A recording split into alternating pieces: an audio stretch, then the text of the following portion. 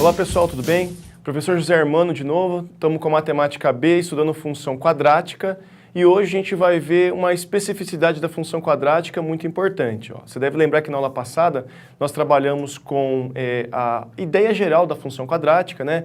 O que é a função quadrática, como é definida, o que cada coeficiente representa, o que a gente pode entender da relação do coeficiente, do gráfico da função. E a gente viu que o gráfico da função quadrática é uma parábola, que é aquela curva que pode ter concavidade para cima ou para baixo, dependendo, obviamente, de como é o coeficiente A, certo?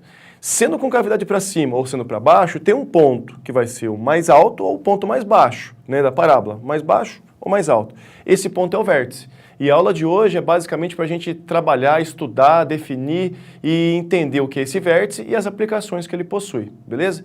E digo de início já que eu acho bastante importante que você entenda isso e que consiga gravar essas ideias, tá? O primeiro slide que nós temos aqui, ele define o que é o vértice da parábola. Então o vértice é um ponto que tem a coordenada x do vértice e a coordenada y do vértice.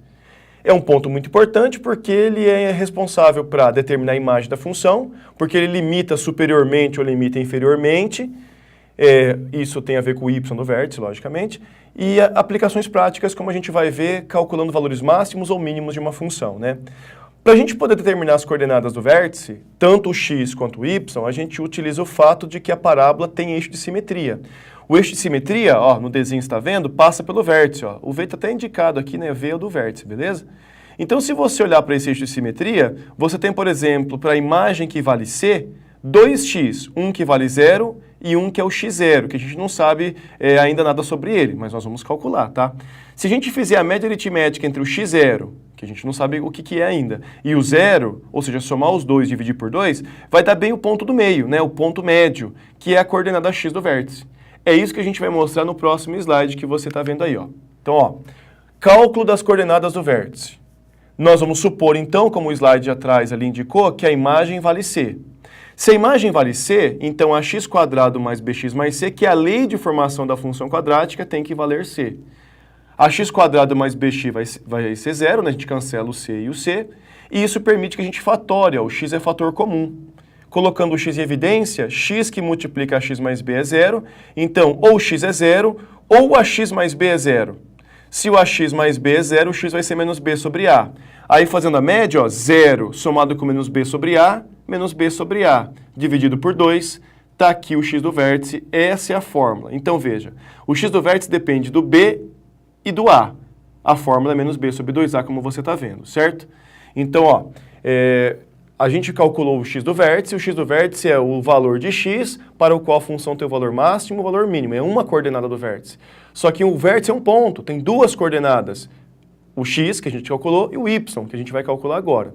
A ideia para calcular o y do vértice, na minha humilde opinião, a melhor de todas é pensar que o y do vértice é a imagem do x do vértice.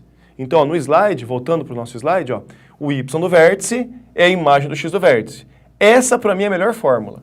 Mas, se você desenvolver isso, você vai ter que, aplicando o x do vértice na lei de formação da função, que é o menos b sobre 2a menos b sobre 2a, você pode concluir que o y do vértice é menos delta sobre 4a. É isso mesmo, o delta. Aquele 1 que você usa para resolver a equação do segundo grau, que você calcula b ao quadrado menos 4ac, beleza? Observação 1. O valor do x do vértice pode ser feito pela média aritmética das raízes. Se você tem as duas raízes, ou na verdade quaisquer dois pontos simétricos, você faz a média e tem o x do vértice. Observação 2, né? As coordenadas do vértice são o x, que é menos b sobre 2a, e o y, que é menos delta sobre 4a. Então essas são as coordenadas do vértice, tá? Bom, como eu disse, uma das aplicações do vértice é para a gente determinar qual que é a imagem da função. A gente vai ver no próximo slide, na sequência aí, as duas possibilidades de parábola em relação à sua concavidade, e com isso a gente vai estabelecer a imagem. Então, ó, vem comigo, próximo slide. Conjunto imagem da função quadrática. O vértice é o ponto máximo ou mínimo, depende da concavidade. Quando o A é positivo, ó, o primeiro desenho, concavidade para cima, o vértice é ponto mínimo, né? O x que dá o ponto mínimo é o x do vértice, menos b sobre 2a, o y do vértice, né, menos delta sobre 4a. Se o A for negativo, é o segundo desenho, concavidade para baixo. O x que dá o valor máximo também é menos b sobre 2a, e o valor da função máxima menos delta sobre 4a, beleza? O y do vértice. E aí você consegue pensar na imagem. Nesse caso aqui, ó, pode perceber, quando a é maior que zero, todos os y estão para cima do y do vértice. Y maior ou igual a y do vértice.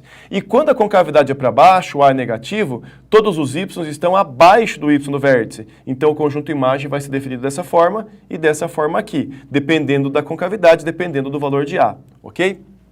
Muito bem. Num segundo momento, agora, senhores e senhoras, a gente vai trabalhar com a ideia de cálculo, de aplicação, né, e cálculo usando o vértice.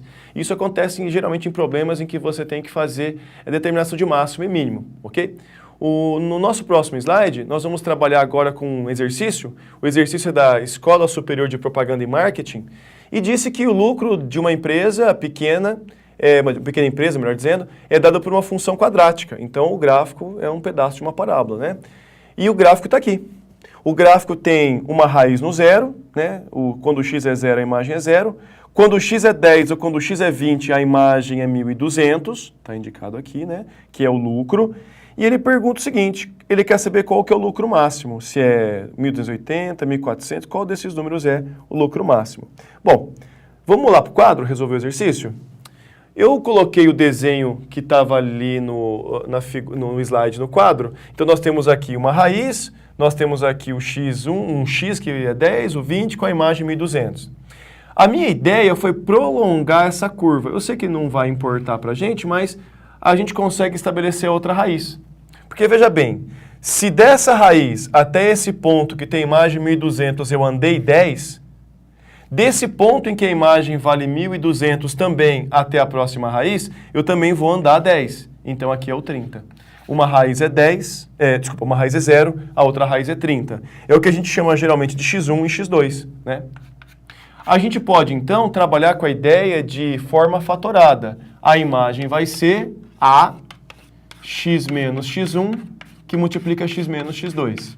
E aí veja só, nós temos que o x1 é 0, e nós calculamos que o x2 é 30. Então, a nossa fórmula vai ficar y igual a vezes x menos 30. Beleza? Só que a gente não sabe o a, né? Mas nós já vamos descobrir. Espera um pouquinho. Só uma informação antes de calcular o a. Olha que interessante. Como 10 e 20 têm a mesma imagem, 1.200, o ponto médio entre eles é o x do vértice. Então, o x do vértice nessa função vai ser 15. É para esse número que nós vamos ter lucro máximo. Pode perceber que também a média das raízes, ó, 0 mais 30 dividido por 2 são 15. O lucro máximo eu não sei. O lucro máximo é esse número aqui que a gente vai calcular. LM, lucro máximo, beleza? Mas para poder calcular esse lucro máximo que está associado a esse ponto, eu preciso saber a lei da função. Então eu tenho que descobrir aquele A.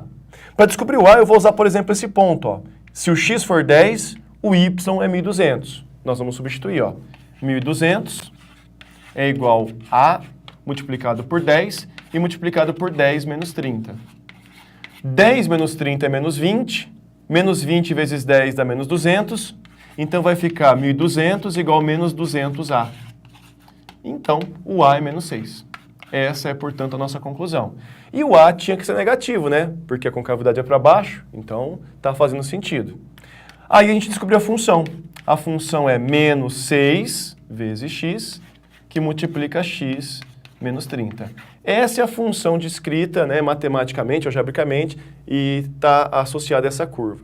Como a gente quer o lucro máximo acontece para o x igual a 15. Nós vamos trocar o x por 15 e obter, então, o valor máximo que foi pedido. Y máximo, lucro máximo. Menos 6 vezes 15, que multiplica 15 menos 30. Bom, menos 6 vezes 15, menos 90. Menos 90 vezes menos 15. Ixi, será que eu vou saber de cabeça? Olha, eu chutaria 1.350, tá? Se a gente voltar para o slide, olha só, tem uma alternativa aqui, ó, 1.350. Então deve ser a alternativa certa, né? Eu esqueci de marcar a resposta, mas deve ser essa aí. Confia em mim. Bom, gente, no próximo slide nós vamos colocar também um exemplo de como trabalhar com o conjunto imagem da função. A ideia de imagem, né? O segundo exercício aqui da aula, Cefet, Rio de Janeiro, ele deu uma função quadrática, né? Pode ver que tem o x ao quadrado, e o x é um número real qualquer, ou seja, você pode usar qualquer valor para x. Ele quer saber o menor valor que a função pode assumir. Bom, Como nós temos uma função quadrática que vai ter o a positivo, né, o 3 que vai multiplicar o x², ela tem concavidade para cima. Ela vai ter valor mínimo mesmo. Faz sentido a pergunta, o menor valor. Ó, vamos fazer um rascunho aqui no quadro, rapidinho? Se a função tem essa parte aqui, ó, 3 que multiplica o quadrado de x menos meio, essa parte aqui, o menor valor que isso aqui pode assumir, já que é um quadrado, o menor valor que isso aqui pode assumir é zero. Não tem como alguma coisa ao quadrado valer menos que zero. O mínimo é zero. Então, o menor valor dessa parte é zero.